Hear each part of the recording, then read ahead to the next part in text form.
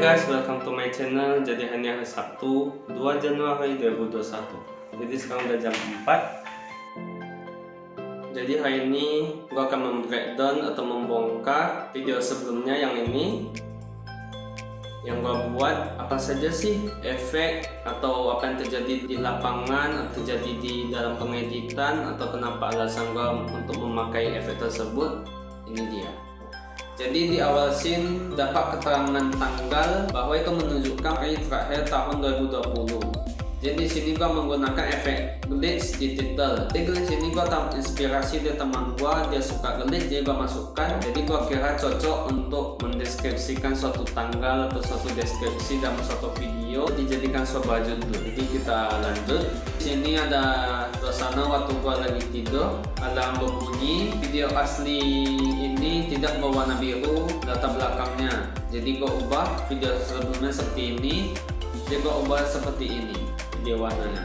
Itu namanya efek color grading. Jadi kita tinggal masuk warna color grading itu cukup mudah. Jadi kita menyiapkan satu video yang mau kita color gradingkan, kita colorimetric color. Di sana ada tulisan look, kita tinggal pilih warna apa saja sih yang mau kita gunakan. Jadi gua mengambil warna biru sebagai gua menggambarkan, deskripsikan sebagai waktu itu gua mau bangun, gua mau mulai suatu kegiatan. Jadi lanjut. Jadi awalnya lokasi tempat tidurnya bukan di sini. Jadi karena kendala cahayanya, jadi gua pindah ke kamar tersebut, kamar yang sudah di syuting ini.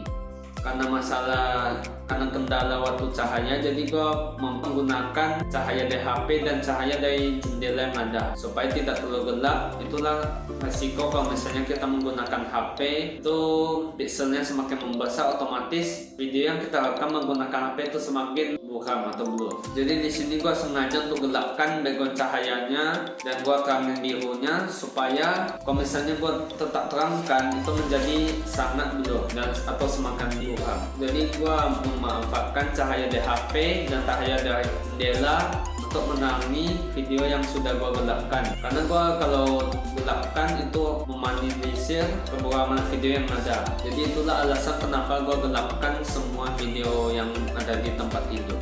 Jadi di sini gua udah mencoba untuk mematikan alarm di HP gua. Di sini ada efek kedip-kedip, itu namanya strobe light. Jadi strobe light itu ada dua.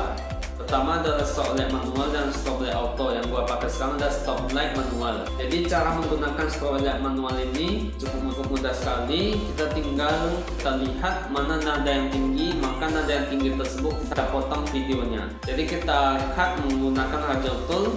Kita bagian awalnya akhir kita potong, kita buang videonya jadi seperti bolong-bolong itu. Jadi kita bolong-bolong itu seperti kita mengikuti beat yang tinggi untuk menghapus videonya. Jadi terlihat seperti ini, tidak kedip gitu. Jadi ini udah masuk ke suasana scene waktu gua udah mulai mau lihat HP.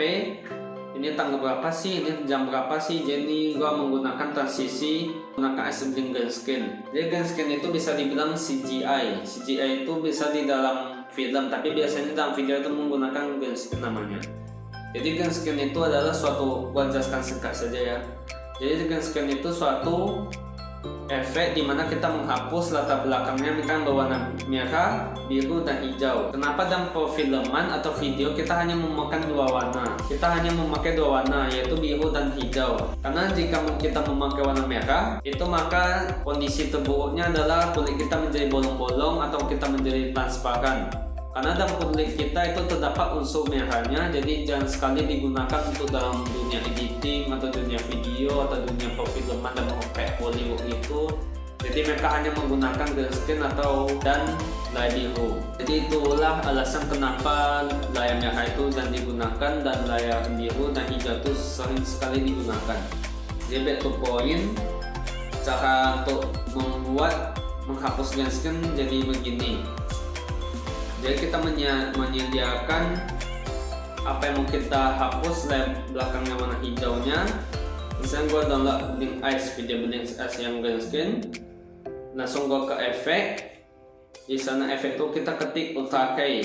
Jadi itu ada Ultra K, kita drag ke video kita hapus warna hijaunya, kita klik, jadi dia nanti terhapus. Kita pilih warnanya menjadi dari gelap menjadi hijau. Yang tidak terhapus sendiri, terhapus otomatis, dan video tersebut yang mau kita hapus latar belakang hijaunya. Jadi kita lanjut. Nah, di sini ada transisi dari gua turun dari kasur ke bagian gua waktu udah ada di jendela. Jadi dari turun dari kasur ke hadap jendela itu gua menggunakan distorted slide. Jadi distorted slide itu caranya seperti kita slide zoom gitu. Dan misalnya video 1 ke video 2. Jadi caranya seperti ini. Kita sediakan dua video yang berbeda. Kita cek pertengahan antara video 1 dan 2. Jadi udah kita cari pertengahannya. Kita tekan shift kiri dan shift kanan. Misalnya shift kiri 1 kali, habis itu kita ke tengah lagi, habis itu bawa shift kanan. Jadi shift kiri cut, ke tengah shift kanan cut. Yang sudah kita cut tadi, videonya kita mau gabungkan dari 2 ke 1 video. Jadi caranya kita klik next. Jadi kita select 2 video itu, kita klik kanan, kita pilih option next. Jadi next itu fungsinya kita menggabungkan 2 video yang sudah kita cut atau sudah kita potong ke dalam 1 video. Jadi video yang dalam 1 video itu kita tinggal men-drag efek yang mau kita buat ke dalam video tersebut. Oke, lanjut, ini juga sama seperti ada efek potong tersebut, itu juga sama menggunakan cara tersebut. Kita tinggal potong, kita gabungkan, tinggal kita drag efek yang mau kita masukkan. Di sini gua ada mulai olahraga, padahal di sini bukan kayak ini gua. Jadi seperti perkataan gue yang sebelumnya, waktu konsep yang sudah gue susun sebelum H-1 sebelumnya bukan itu, beda dengan apa yang video sudah gue syuting. Jadi dalam video ini kita sudah ubah lokasi tempat tidur. Jadi dalam video ini gue udah ubah lokasi tempat tidurnya. Yang awalnya lokasi tempat tidurnya bukan di sini karena gelap, karena tidak dapat cahaya. Jadi gue pindah ke tempat lokasi tidur ini. Karena di sini ya lumayan dapat cahaya, di jendela, di HP. Jadi waktu melihat kamera ini, gua seperti ini nih yang bisa kita buat sebagai video. Misalnya kita lagi olahraga di depan, kita yang membuka jendela, atau kita yang membuka tirai, atau kita lagi olahraga di depan jendela, tiba-tiba tuh terlintas di dalam pikiran gua. Jadi gua langsung syuting. Jadi di sini gue udah menuju ke wastafel. Jadi mulai dari wastafel inilah gue menggunakan konsep gue, yaitu multi kamera. Dan multi kamera itu gue menggunakan 2 sisi, yaitu sisi kiri dan sisi kanan. Sisi pertama adalah sisi yang menunjukkan multi kameranya bahwa gue dari tempat tidur menuju ke wastafel. Jadi yang kedua adalah waktu gue mulai cuci tangan, mulai pakai pomade, itu adalah scene motif kamera gue yang kedua. Jadi menjelaskan bahwa gue lagi kegiatan apa saja sih yang gue lagi kerjakan di wastafel, misalnya kayak cuci tangan pakai pomade ya gitulah. Selanjutnya di sini ada scene waktu gue berkaca di depan cermin. Jadi di sini mungkin banyak bingung kenapa dan di mana kamera yang gue buat supaya tidak bocor di dalam kaca. Kan misalnya kita lagi berkaca nih, lalu kita taruh kamera di depan itu atau di belakang kita, itu kan nampak loh kameranya di kaca. Jadi seperti video ini, behind the scene-nya kan nampak gue lagi rekam atau gue lagi nampak kameranya. Jadi gue lagi akali gimana cara gue tetap berkaca tanpa lihat kamera atau terlihat tripodnya. Jadi mungkin di sini banyak bilang ini green screen. Ini bukanlah hijau, tapi gua menggunakan teknik masking. Jadi masking itu adalah suatu tool kita bisa menghapus suatu objek, mau itu peta, mau itu persegi, mau itu bulat, mau itu segitiga, atau seperti kita mengikuti pola-pola lainnya. Itu nanti gua buat video lainnya tentang masking. Karena video ini fokus ke breakdown video yang sudah gua buat. Jadi back to topic. Jadi di sini gua menggunakan 2 video. Jadi pertama-tama gua merekam video kacanya seperti ini dan mesinnya. Yang kedua gua rekam di depan kamera seolah-olah gua lagi berkaca di depan kaca. Jadi antara 2 video itu gua masking. Yang video di kaca tersebut gua bolongi kacanya supaya menjadi PNG lah, istilah waktu desain di Photoshop itu, supaya bolong tengahnya, baru gua masukkan video yang waktu gua bercermin di kaca. Jadilah seperti ini. Jadi waktu gua udah masukkan ke dalam bongkar kaca, yang lubang kaca itu gua tinggal atur satunya brightness-nya ke dalam video waktu gua berkaca supaya tidak terlalu nampak itu asli atau tidak. Dan udah nampak sih itu palsu. Jadi tidak semua yang kita mau itu kita grayscale semuanya, itu tidak perlu karena kita mempergunakan tool yang ada di Premiere dan lebih mudah. Pokoknya ini ada scene dimana gue memperlihatkan suasana pengeditan video tersebut. Jadi ide ini juga di luar perkiraan, gue tidak mau seperti ini, di luar ekspektasi gue juga, tapi ya sudahlah.